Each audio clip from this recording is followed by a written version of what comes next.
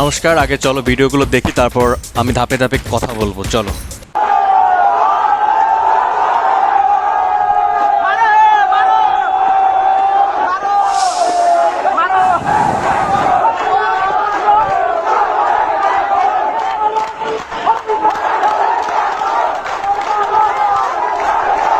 তো যারা আসলে জানো না যে এখানে কি হয়েছে তাদের উদ্দেশ্যে বলি, এটা হচ্ছে বাংলাদেশে একটা আন্দোলন হয়েছে এবং ব্যানারটা দেখতে পারতেছো, ওখানে শ্রীরাম মানে ভগবান রামের ছবি রয়েছে, যেখানে তারা জুতো দিয়ে পিটাচ্ছে। মানে এটা দেখে বা শুনে আমার মনে হয় পাপ হয়। তো এটার একমাত্র কারণ হচ্ছে পলাশবাড়িতে একটা বড় শ্রীরামের মূর্তি হয়েছে, তো এটা মূর্তিটা হতে দিবে না, তার জন্য তারা বিক্ষোভ করতেছে। আসলে পিনাকি ভট্টাচার্য নামে একজন ব্যক্তি রয়েছে, তিনি কিছু না বললে আসলে বাংলাদেশের মানুষজন আসলে গর্জে ওঠে না। এতদিন কোনো সমস্যা ছিল না, যখন তিনি একটা পোস্ট করেছে তখনই সবাই আর কি আন্দোলন শুরু করে দিছে। তো আরও ভিডিওটা দেখি, ভিডিওটা অনেক বড়, আশা করি তোমাদের ভালো লাগবে, লাস্ট পর্যন্ত দেখো। মন্দির ভেঙ্গে, গির্জা ভেঙ্গে মসজিদ তৈরি করতে হবে। এদেশে মানুষ মূর্তি চায় না, মূর্তি পূজা করে না।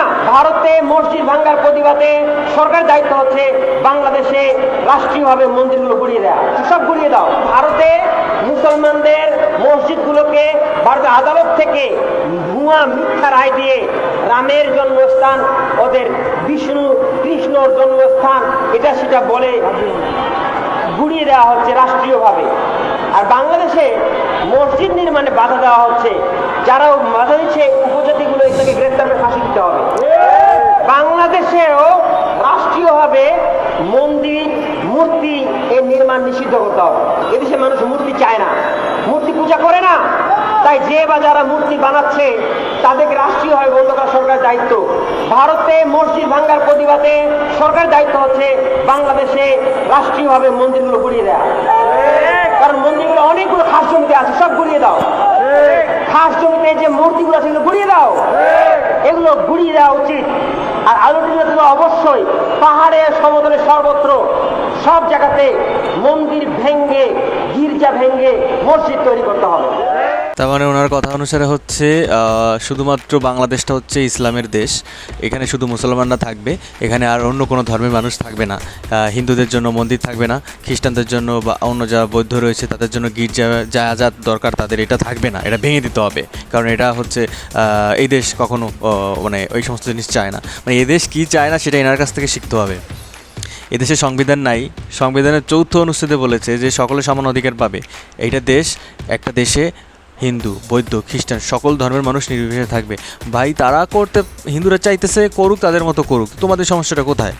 মানে এখন পাকিস্তানে বা আদার্স কান্ট্রি বা ভারতে কী হচ্ছে, তাদের মুসলমানদের অত্যাচার হইতেছে, হ্যাঁ, তাদের জন্য তোমরা এই দেশে হিন্দুদের অত্যাচার করবা, এটা কেমন কথা? এটা কেমন কথা? তাহলে তো মনে করো যে কি বলে, কেউ কুকুরে মানে পায়ে মানুষের কামড়াইলে তুমিও যাবা কুকুরে কামড়াতে, তাই তো নাকি? হ্যাঁ, তারা কি করতেছে না কি করতেছে সেটা তুমি ফলো করো কেন?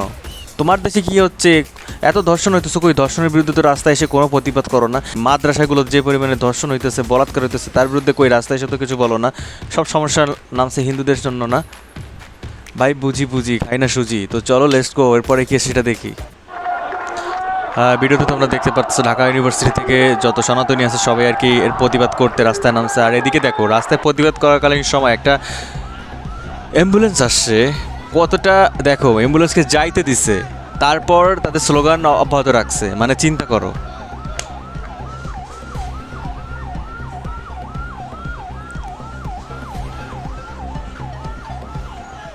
এদেশের সনাতনীরা কি খাল বিল নদ নদী দিয়ে ভেসে এসেছে?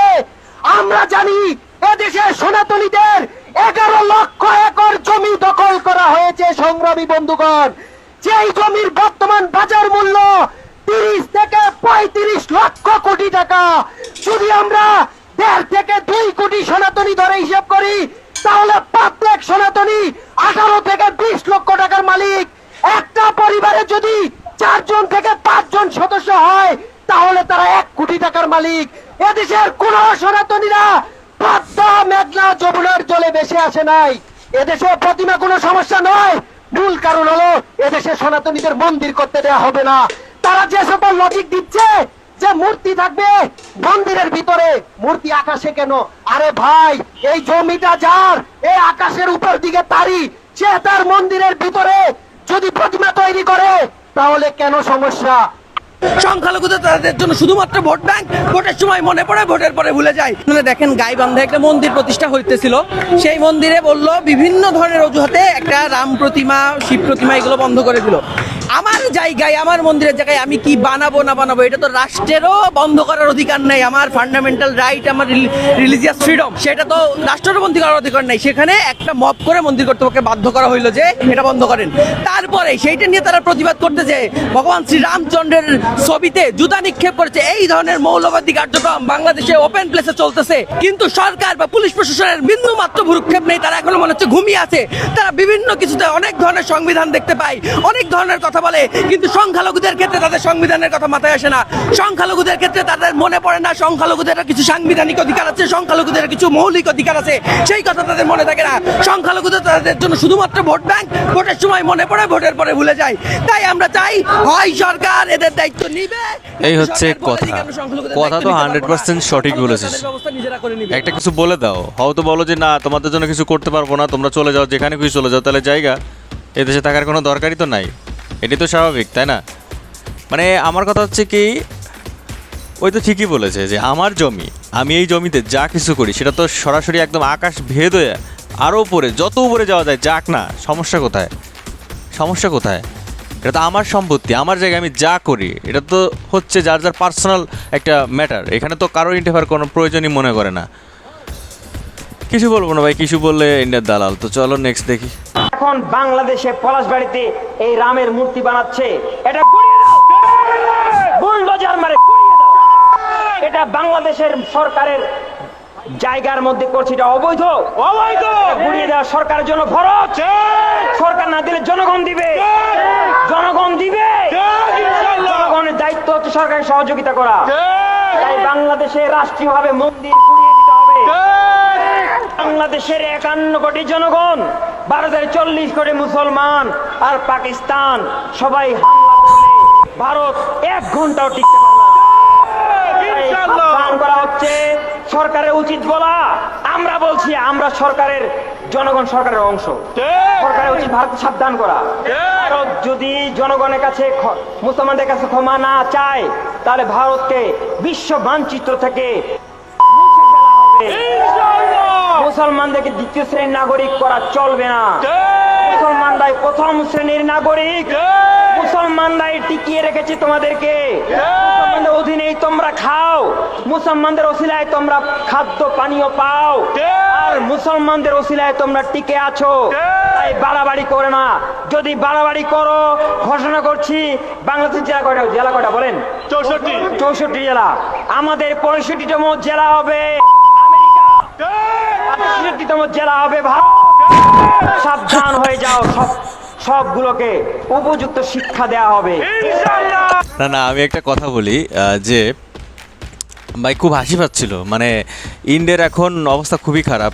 ইন্ডিয়া বাঁচবে কিনা মরবে সেটা ডিপেন্ড করতেছে বাংলাদেশিদের উপরে। আসলে খুবই একটা জঘন্য কাজ হইতে যাইতেছে। বাংলাদেশ যদি ইন্ডিয়ারে অ্যাটাক করে, ইন্ডিয়া আসলেই পারবে না। মানে ইন্ডিয়া একদম মানচিত্র থেকে নাই হয়ে যাবে।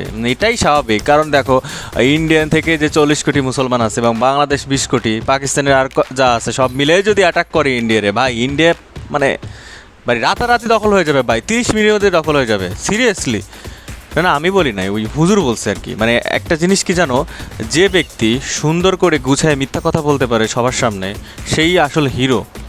যেটা হচ্ছে এনার প্রমাণ। মানে ইনি কত স্মুথলি বলে যাচ্ছে, মানে যা আসছে মনে তাই ভাই, কুচবি একদম, মানে এতটা কনফিডেন্স। ভালো ভালো ভালো। তো নেক্সট কি দেখি? ও ভালো কথা, এবার এক বাংলাদেশি মুসলিম ভাই, তিনি এই মূর্তি সম্পর্কে তার কি মতামত সেটা আজকে দেখবো। তো চলো। যদি মূর্তি নির্মাণ হয় তাহলে আমরা সমস্ত মুসলিমরা ঐক্যবদ্ধ হয়ে পাকিস্তান চলে যাব। হ্যাঁ, আমাদের বাপ দাদার বাড়ি পাকিস্তান, আফগানিস্তান, ইয়েমেন, ইরাক। হ্যাঁ, আর এই দেশে হিন্দুদের দলিল পাতি দেখতে গেলে ব্রিটিশ থেকে ওরা এই বাংলাদেশের জমি জমার মালিক। ওরা রাম মন্দির তৈরি করে করুক, আমরা বাবার দেশ পাকিস্তান চলে যাব। হ্যাঁ,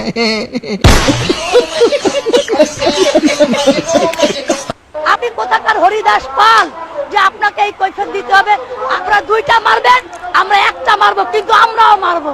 আপনাদের বলতে চাই এই বাংলাদেশ আমার, আদি অ্যাডভোকেট বাংলাদেশ আমার। চৈতালি। আপনারা যদি বেশি বাড়াবাড়ি করেন, আমরা কিন্তু বিভিন্ন মানবতা, বিভিন্ন বিশ্বের দেশ থেকে সাহায্য চেয়ে আমরা বাংলাদেশ আর একটি প্রদেশ করবো শুধুমাত্র সনাতনীদের জন্য। আমরা কিন্তু সেটা চাই না, কিন্তু আপনারা যে ব্যবস্থা করতেছেন একসময় কিন্তু এরকমই হবে, সনাতনীদের আলাদা একটি প্রদেশ হয়ে যাবে। তাই বলতে চাচ্ছি এখনো ভালোই অতীতে যেরকম আমরা হিন্দু মুসলিম খ্রিস্টান বৌদ্ধ মিলে একত্রিত থাকতাম, এখনো আমরা থাকতে চাই। আর আমার মন্দিরে আপনাকে নিমন্ত্রণ আমরা করলাম, আপনার ভালো লাগলে আসবেন, না লাগলে আসবেন না, কিন্তু আমার মন্দিরে আমি কোথায় আমার দেবতাকে কতটুকু রাখবো তার কৈফিয়ত আপনাকে আমি দেব না। আপনার মতো হরিদাস পালকে আমরা গণনা করি না। অতএব এমন কিছু করবেন না, হিন্দু মুসলিমের দাঙ্গা বাঁধাবেন না। এই দাঙ্গা বাঁধালে কিন্তু আপনারা পার পেয়ে যাবেন না। আপনারা দুইটা মারবেন, আমরা একটা মারবো, কিন্তু আমরাও মারবো।